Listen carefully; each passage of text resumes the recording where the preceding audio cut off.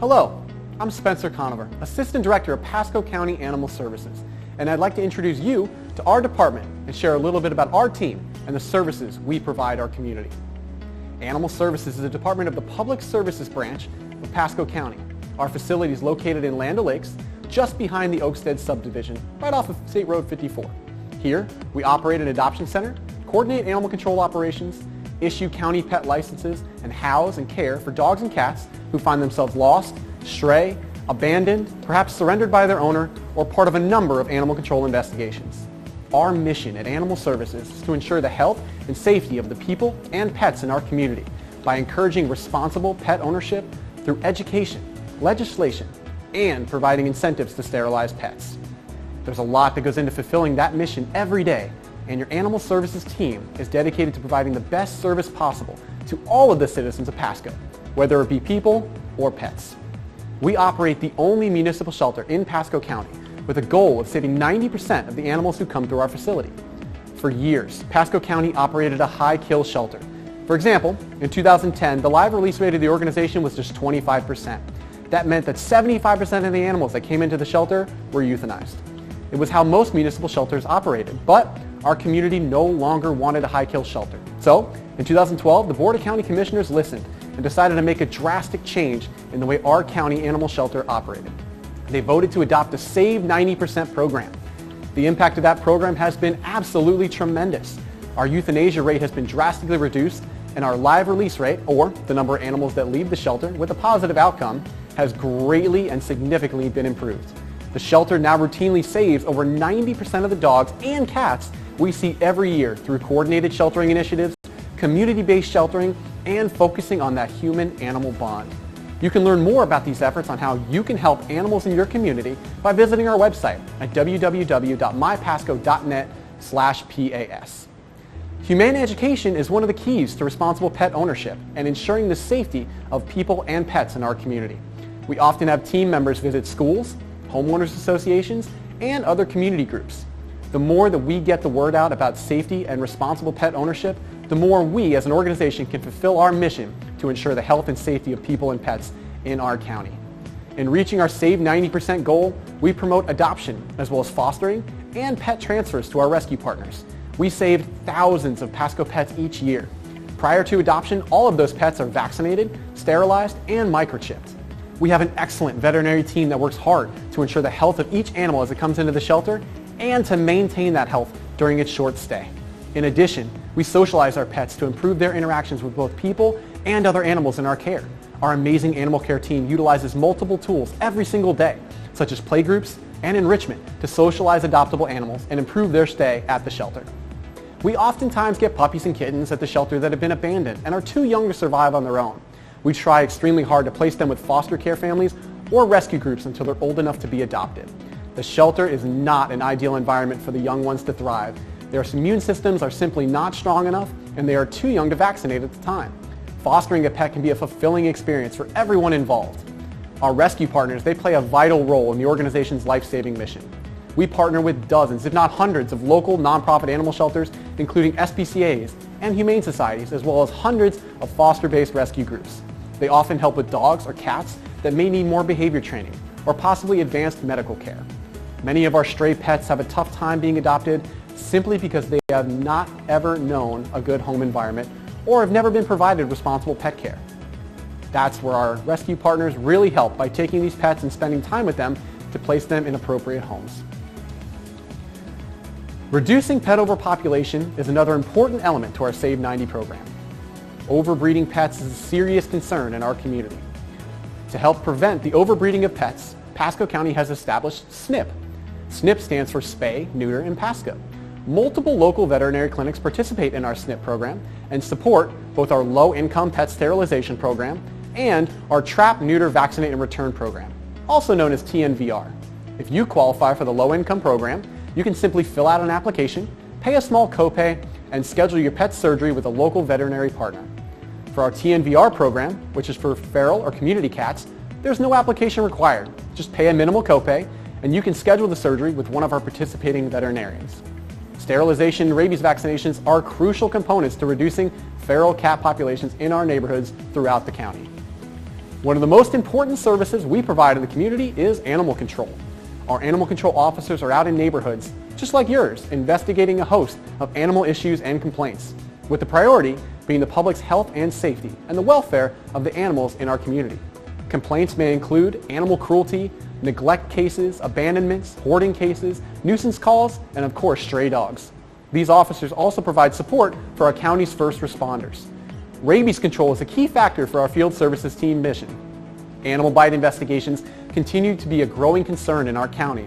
This is simply because there are a lot more people in our county now and a lot more interaction with animals, including wildlife.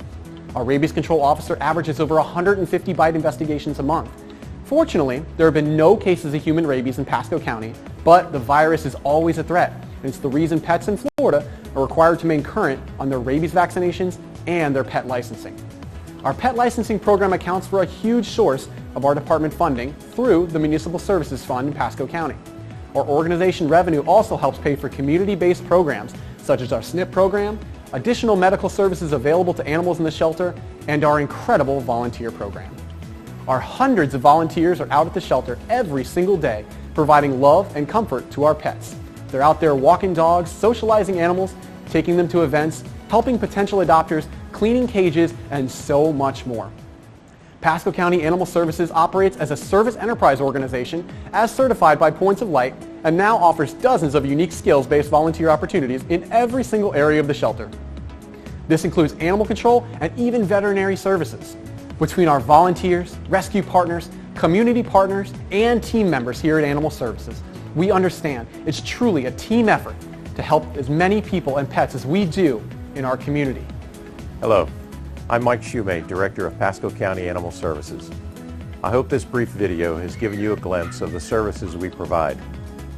I'm extremely proud of the hard work and dedication of our Animal Services team and the progress we've made over the last several years. We continue to look at the needs of our community, both people and pet, to provide premier services. Thank you for your continued support, and we invite you to come out and visit us right here at Animal Services.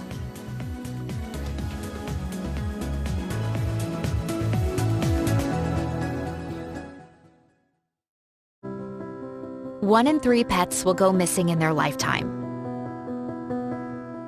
And sadly, many never make it home again. The unthinkable can happen to any of us. But sometimes, a miracle does happen. At Petco Love, we believe nothing is more important than keeping people and pets together for a lifetime of love.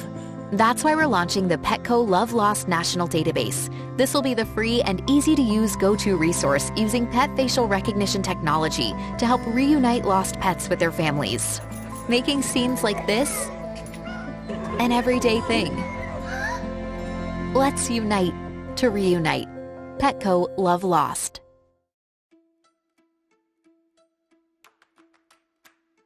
Congratulations on your new dog. Introducing a pet into your household can be highly rewarding, but also at times challenging. Pasco County Animal Services is here to set you and your new furry friend up for success. So we're here today to tell you about the 333 Guideline. The 333 Guideline tells you what you can expect during the first 3 days, 3 weeks, and 3 months with your new dog. Keep in mind that these are general guidelines. Dogs are individuals and may adjust at different speeds, so please let your new pup set their own pace. In the first 3 days of arriving at your home, your new dog may feel overwhelmed, scared, and unsure. They're often not comfortable enough to truly be themselves.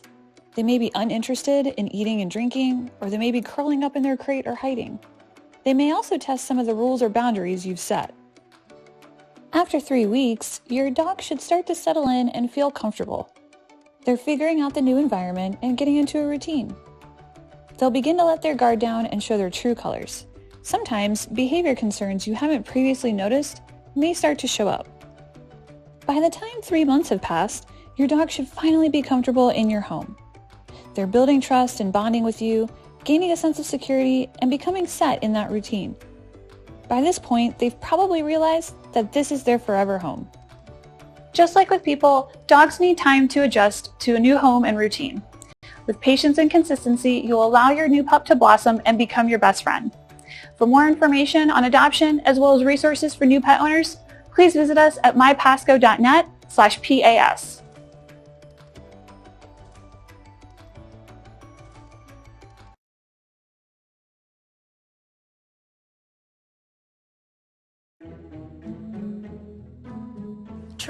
Neuter Return, TNR, is the humane, effective approach for community cats, unowned cats who live outdoors. During TNR, cats are humanely trapped, brought to a veterinarian to be spayed or neutered, vaccinated, ear-tipped, and returned to their outdoor homes. TNR helps cats by relieving them of the stresses of mating and pregnancy, by vaccinating them against rabies, and by providing veterinary care they wouldn't have otherwise received. TNR also helps the community by stabilizing community cat populations using a humane approach that people want. TNR addresses public health concerns, and it saves taxpayer dollars by replacing outdated catch-and-kill schemes, which resulted in an endless cycle of catching and killing cats. Countless communities and shelters across the country have implemented TNR and shelter-neuter return programs, and new programs are launching every day. TNR is widely accepted as best practice. Learn more at alleycat.org/TNR.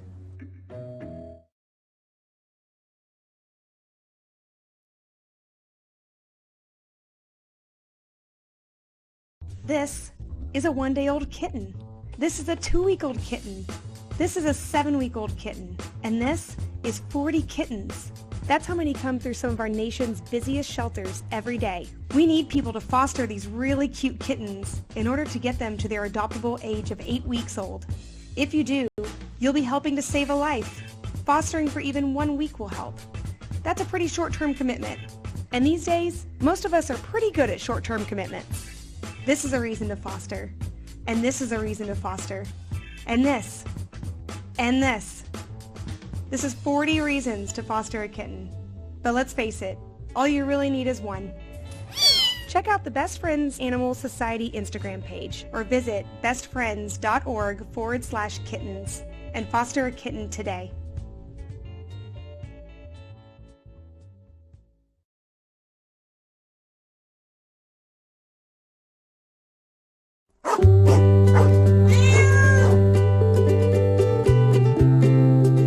So I'm hanging out in our medical department today, and we are actually preparing to do some routine surgeries, both for our kittens that are actually moving on to their forever homes.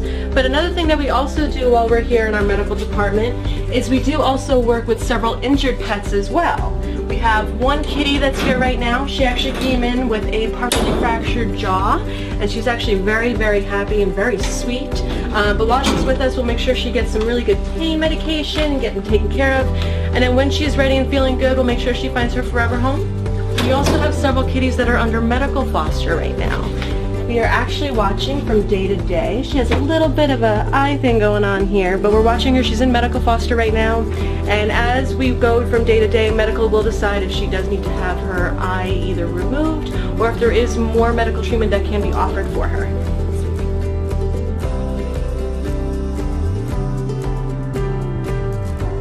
So we're hanging out in our treatment area, and this is where our animals are anesthetized and then go ahead and prepped for their surgeries. So like somebody like this little sweetheart, we would go ahead and they'd be working with our medical team and working with them and be having their exams done while we're here. So not only are we doing surgeries on our kittens today, but we have several dogs that are also going under for surgery as well. One of our pups here, she had pups of her own just a few weeks ago. All of those puppies have now been adopted. She is now undergoing her surgery so that she is spayed. We don't have any more babies being born. She was a very young mama to start, but now she can worry about just finding her next home.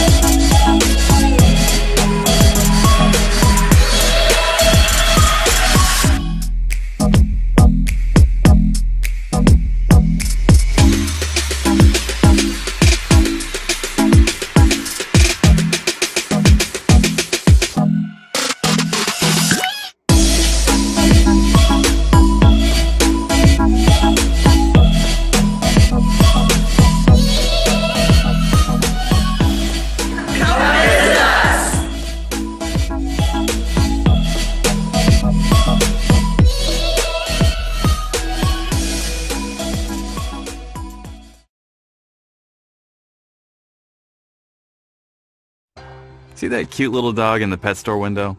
Chances are it came from a puppy mill, a breeding facility that forces caged, neglected, and often sick dogs to churn out puppy after puppy to be sold for profit. That's how nearly all pet stores work. Meanwhile, millions of wonderful, healthy pets end up in animal shelters because of divorce, money trouble, or simply not having a home. But with one simple choice, you can help, just by deciding to adopt instead of purchase your next pet. Animal shelters are full of amazing pets looking for a home. Mixed, pure breed, big or small, puppies to adults. You can find that faithful companion you've always wanted. A fluffy snuggler, your new hiking buddy, or even one that looks good in hats. When you adopt your new best friend, not only are you saving a life, you're taking a stand against puppy mills. Now imagine sharing the joy of adopting with your friends. Seeing the smart choice and impact you've made, they adopt their next pets and share with 5 of their friends who share with 5 more. Before long, thousands get involved. Pet stores stop selling dogs from puppy mills, and even more lives are saved. And all because you chose to adopt. Man's best friend deserves better. They deserve good care, safety, and love from a family of their own. And with your help, we can save them all. Visit bestfriends.org to learn more.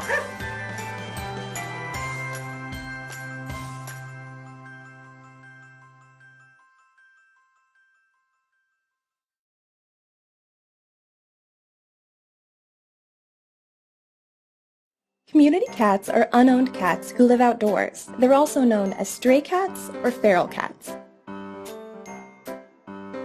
Cats living outside is nothing new. They've thrived outdoors alongside humans for over 10,000 years. Community cats are members of our community and live full, contented lives in their outdoor homes. They're as healthy as pet cats and can live just as long. They have a place in the natural environment and are not a threat to public health. Community cats are generally not socialized or friendly toward people. This means they are not adoptable and don't belong in shelters, where they will most likely be killed.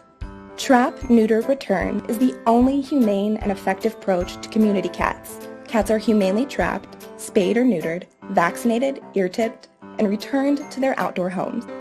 Ear-tip is the universal sign of a cat who's been part of TNR. Don't worry, it's painless.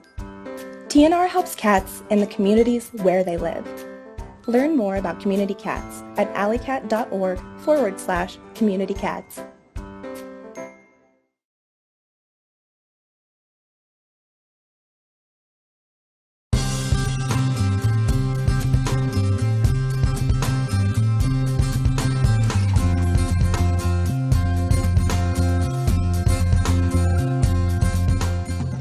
TNR is the optimal choice because what we've been doing historically is capturing and killing.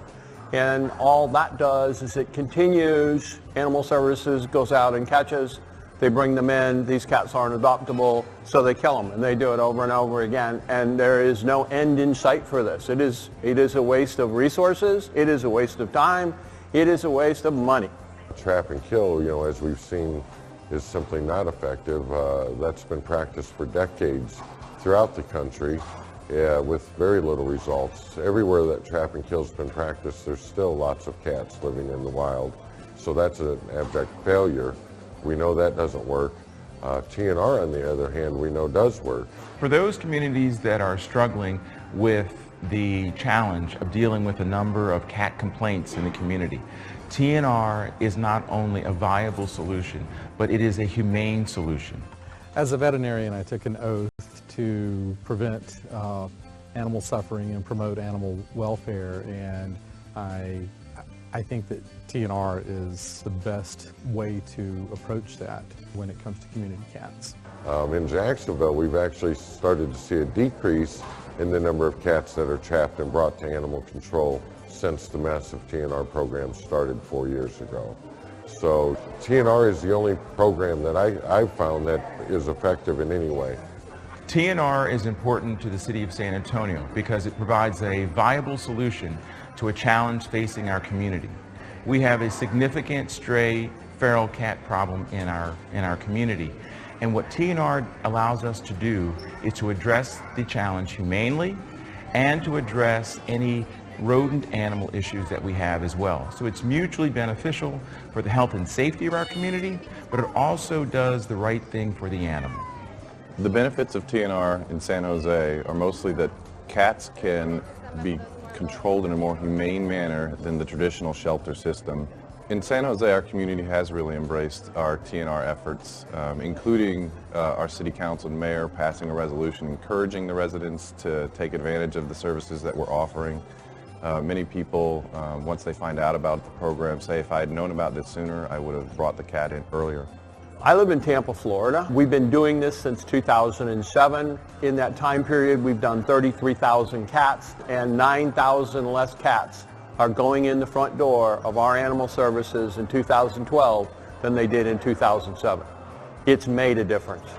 I think TNR is a benefit, and I think it works because it's a win-win solution. It's not only a solution that reduces the number of cats in the community, but it does it in a way that doesn't have to end the cat's life. There you go.